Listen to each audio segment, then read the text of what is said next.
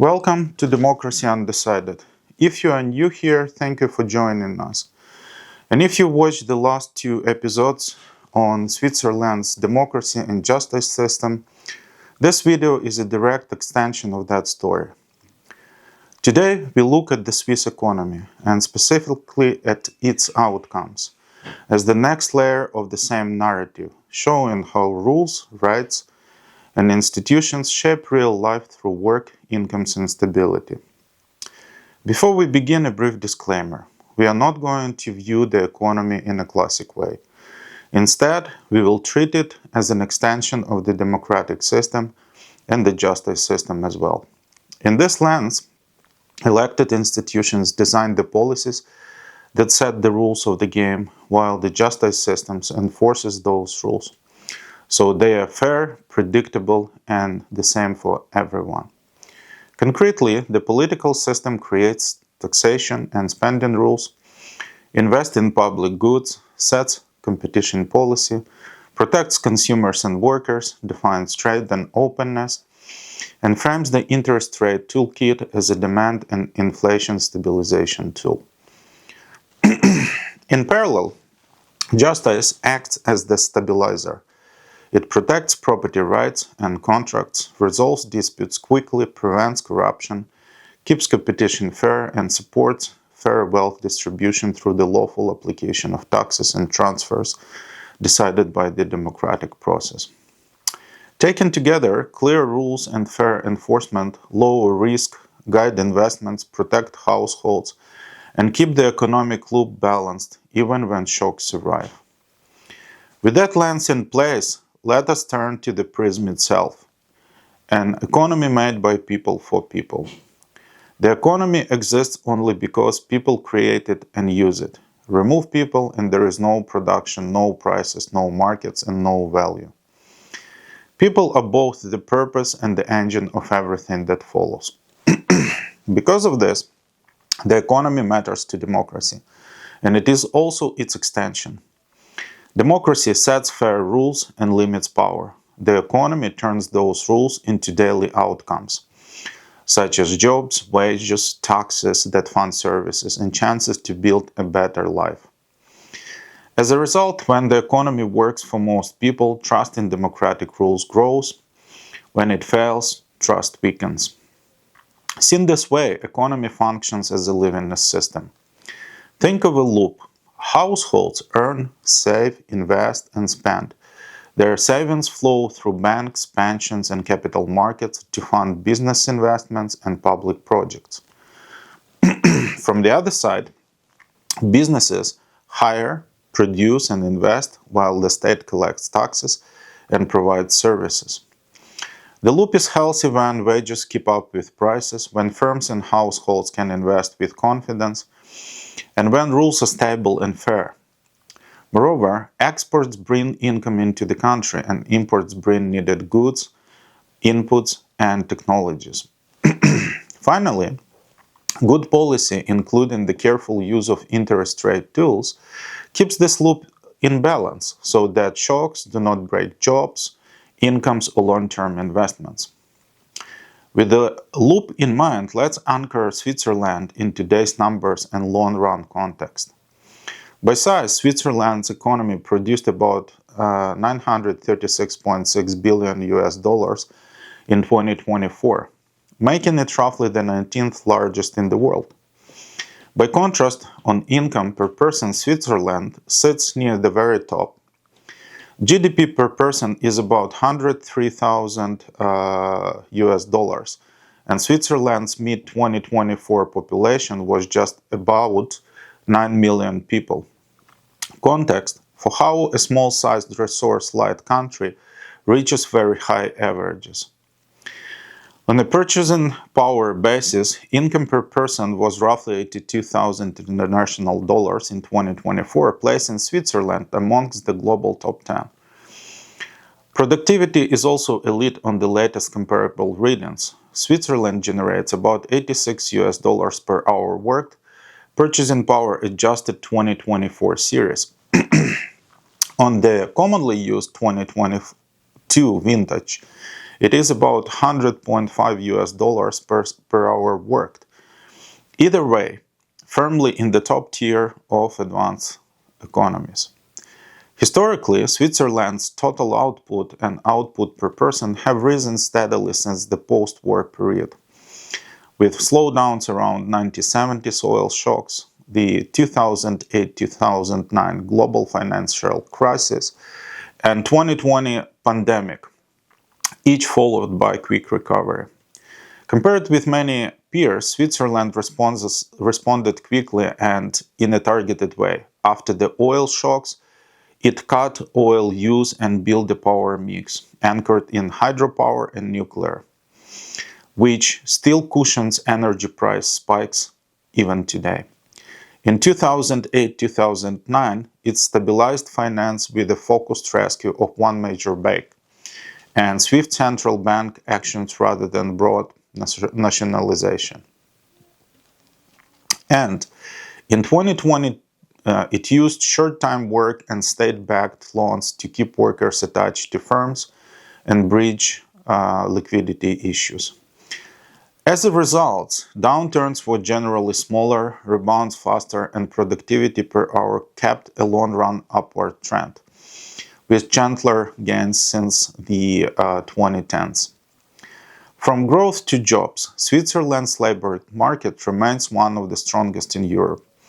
On the latest full-year readings, the employment rate was about 80.7%, with youth employment of 61.5% in 2023, well above the European Union average, and total employment continued to edge higher through late 2024 and into 2025.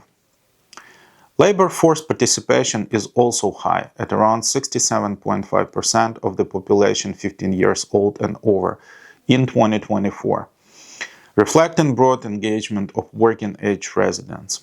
Unemployment, on the International Labour Organization definition, rose temporarily to about 4.4% at the end of 2024, but remained low by international standards as hiring persisted. Beyond the standard unemployment rate, about 9.3% of the extended workforce in 2024 wanted more work. The total includes everyone without a job and people working part-time who want more hours. Within that group, 5% were specifically part-time workers seeking additional hours. Vacancy pressures have cooled down from the 2022 peak. By late 2024, the job vacancy rate was about 1.8%, signaling a market that is still tight but less overheated than a year earlier. On skills, Switzerland matches people to jobs better than most peers. Roughly 15% of workers are overqualified for their current job, and 9% are underqualified, both below or in line with rich country norms, while only about 5% report skills gaps relative to their role, most often in software or digital tasks. Over the past decade, the pattern is consistent. High employment and participation, brief cyclical bumps in unemployment during global shocks, a gradual easing of vacancies from post-pandemic highs, and continuing emphasis on apprenticeship and on-the-job training to keep skills utilization high. Now let's move to living standards and income. On broad human outcomes, Switzerland sits at the very top. The Human Development Index is 0.97 in 2023, ranking second worldwide amongst countries with very high human development. The Human Development Index combines life expectancy, education, and income into one measure of overall human well-being. On the people's future earnings potential, the World Bank's Human Capital Index places Switzerland among global leaders. On the latest published round for 2020, it is 0.76. The Human Capital Index estimates how much income a child born today can expect to earn as an adult, given current health and education conditions. Turning to pay, the median full-time monthly wage is 6,788 Swiss francs in 2022. About 33.6% of employees received a bonus, while 12.1% earned a low wage, signals that the pay ladder is high, but still has a lower rung to watch. To place the middle alongside those at the lower end, two poverty gauges are useful. About 8.1% of people are below the national poverty line, defined in Switzerland as the Federal Statistical Office's social subsistence minimum, a budget of essential needs that varies by household size and housing costs, while 16.1% are at risk of poverty when using the broader European threshold at 60% of the median.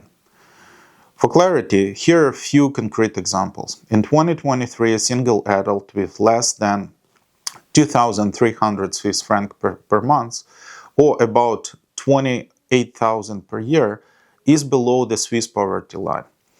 A household with two adults and two children under 14 is below the poverty line at 4,000 Swiss francs per month, or about almost 50,000 per year.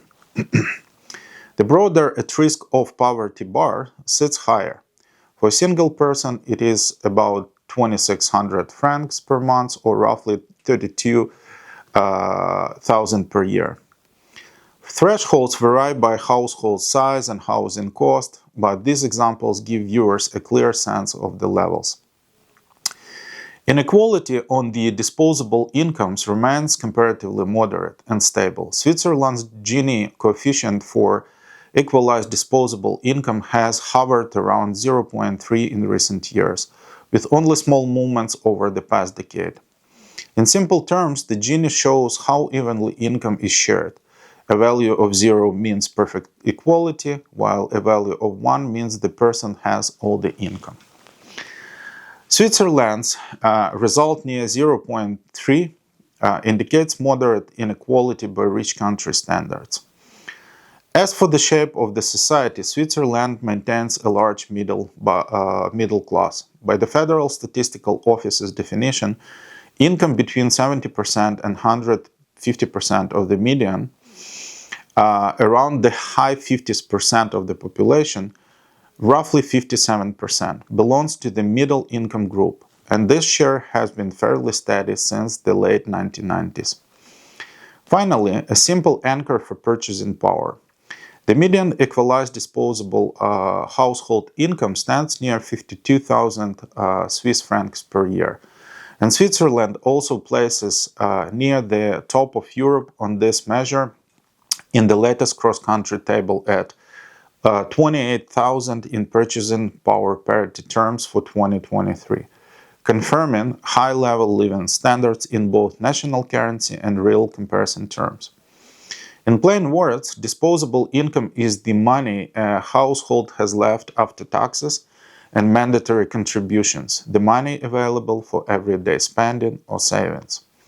For international viewers, a quick currency illustration helps.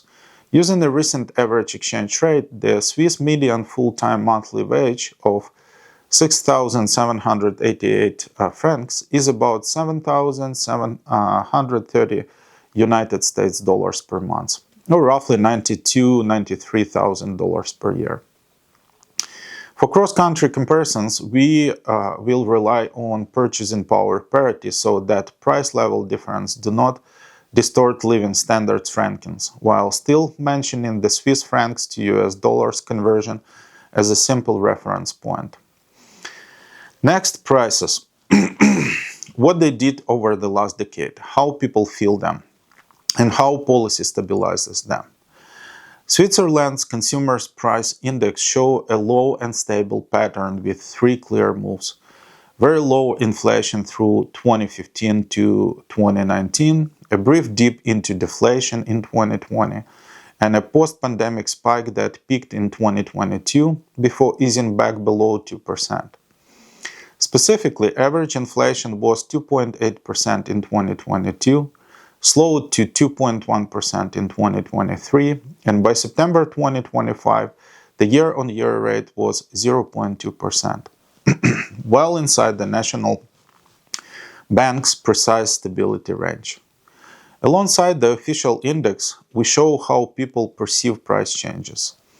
Swiss consumer surveys consistently report higher perceived and expected inflation than the measured index, a gap that widened after 2023 and helps explain why prices can feel hotter than they look on the paper. To see the underlying trend, we strip out the most volatile items. Core inflation, which excludes energy and processed food, rose to about 2.4% at its 2023 high, then cooled to roughly 0.6% by spring 2025, confirming that the surge was temporary and largely energy-driven. Before we track movements, let's open the shopping basket so everyone can see what is inside and how much each part counts. In 2025, the Swiss consumer basket is weighted as follows: housing and energy 27%, healthcare 15.6%, transport 11.25%, restaurants and hotels 9.47%, recreation and culture 8.88%, food and non-alcoholic beverages 10.37%, household goods and services 3.11%, communications 2.59%, alcoholic beverages and tobacco 2.55%, clothing and footwear 2.6%, education 0.79%, and other goods and services 5.76%. Two useful cross-checks from the same table. Housing rents alone account for 19.89% of the index, and administered or regulated prices make up 25.62%. Both help explain why rents, fees, and regulated tariffs matter so much for Swiss inflation. For energy specifically, the energy and the fuels add-on group carries 5.48% of the basket, while petroleum products are 2.35%, handy markers when oil or gas prices jump. These shares come from the Federal Statistical Office's 2025 reweighting, which also notes that rents rose in the weight this year, while food, clothing, and restaurants each edged down slightly. Finally, we link prices to stabilization panel. The Swiss National Bank's policy rate is currently 0.00% after a series of cuts through 2024 and mid-2025 as inflation fell. We add two practical borrowing rates. A typical 10-year fixed mortgage now runs roughly from 1.3% to 2%, and a small business lending rate sits near 3% on recent data. Put together, this view shows a decade in which Switzerland kept inflation low by international standards. The 2022 energy shock has faded. Perceived inflation is gradually re-anchoring, and policy settings are calibrated to stabilize demand without choking investment or housing. Let's now focus on opportunities for citizens to have startups rather than employment. Let's look at the openness, investments, and innovation, the bridge between the results and how the system is built. Switzerland backs small businesses with practical tools and light paperwork. The federal SME portal centralizes financing options and how-to steps, while public aid instruments include state-backed SME loan guarantees up to 1 million Swiss franc, targeted hotel sector loans in mountain regions, technology funds for climate-relevant projects, and even support that helps the unemployed start a business, all designed to make access to credit and risk-sharing simpler. The government, banks, and investors each take a small part of the risk, so if a new business stumbles, one person isn't stuck with the whole loss. Startups and innovation are deliberately cultivated in the country. Innosuisse coaching vouchers provide up to 10,000 francs for initial coaching, 50,000 francs for core coaching, and 75,000 for scale-up coaching with the accredited mentors. New startup innovation projects also co-fund early R&D with research partners, Innosuisse and Greater Geneva Bern area. Venture funding has been resilient through the cycle. 2.4 billion in 2024 across Swiss startups, with a sharp rebound to about 1.47 billion in the first half of 2025, led by biotech and fintech, according to Swiss Venture Capital Report and Startup Quicker and Seca. On invention power, Switzerland sits at or near the top globally. Research and development spending is about 3.4% of GDP on the latest full survey year 2021, one of the highest shares worldwide, driven mainly by business R&D and universities. Patent intensity is world-class. Patent Cooperation Treaty, according to the survey, patent applications per million people are around 612, ranked number 1 globally and on the latest WIPO profile.